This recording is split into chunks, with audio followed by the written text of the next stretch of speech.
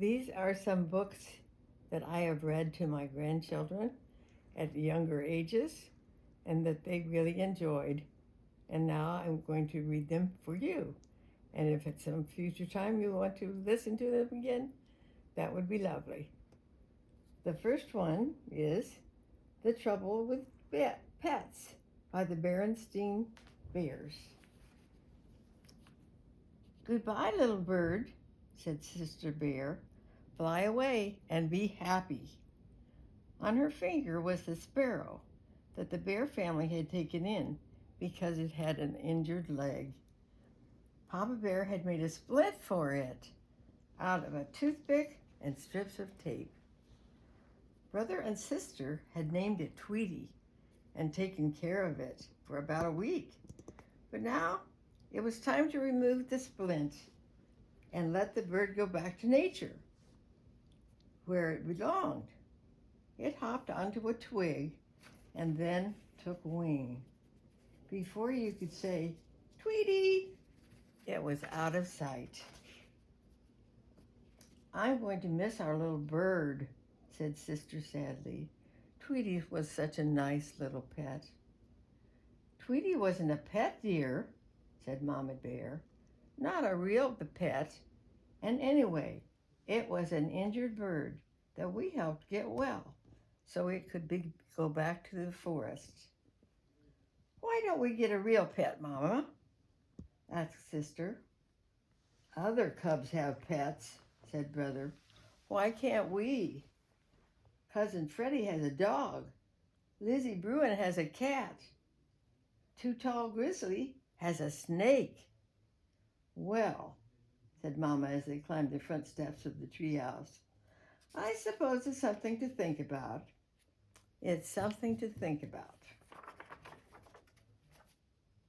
Remember now, said Mama as they piled into the car, we're going to the pet shop and just to look.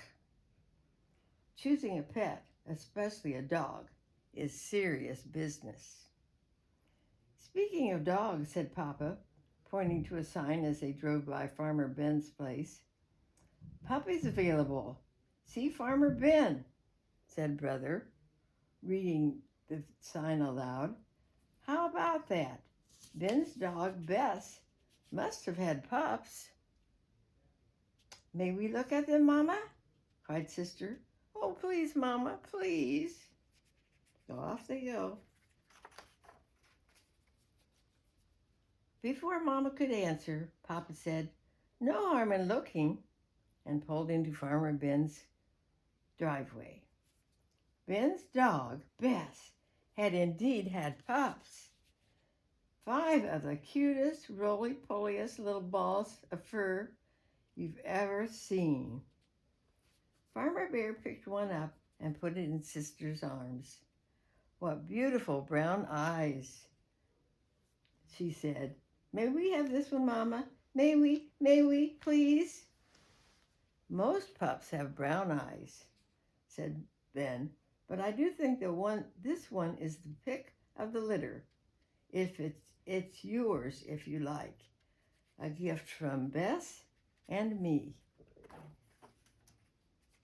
Of course, they couldn't take their pet home with them. It would need mother's milk for a couple more weeks. But there was plenty of puppy talk as they headed home. Talk about names, talk about where the puppy would sleep, and talking about who would take care of it. Remember now, said Mama, you've promised to take care of the new pup, to feed and water it, and to clean up after it when it has accidents. What kind of accidents? Said Sister. We'll discuss that later, Mama said.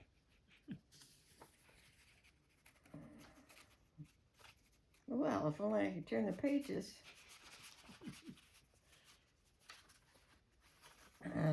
We shall persevere.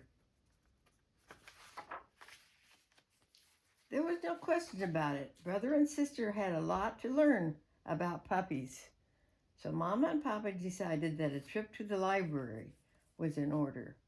They took out a book called Puppy Care. When the big day came, the Bear family had a puppy care plan all worked out. First, they stopped off at the police station to get her registered. "What's the little lady's name?" asked Officer Marguerite. The puppy would need a license with her name and address on it in case she got lost. But brother and sister still hadn't agreed on a name. What to do? "It seems to me that Officer Marguerite just named our pup," said Mama. "Little Lady seems like an excellent name to me." So the puppy left the police station with a name as well as a license. There is a page here. Here's the lonely turn.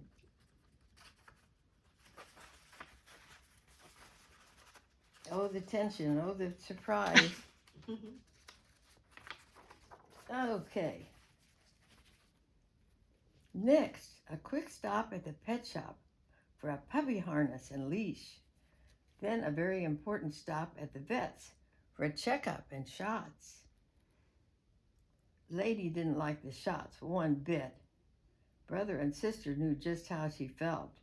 They even sort of knew how parents must feel when their cubs have to get shots.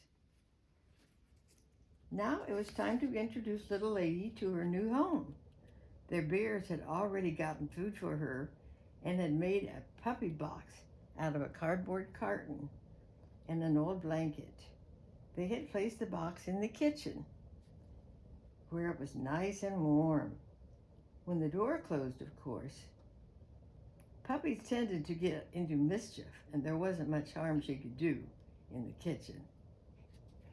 Little Lady sniffed all around the kitchen, then curled up in her box and went to sleep. At first, the cubs argued about whose turn it was to feed, water, and walk the pup. "It's my turn, it's my turn."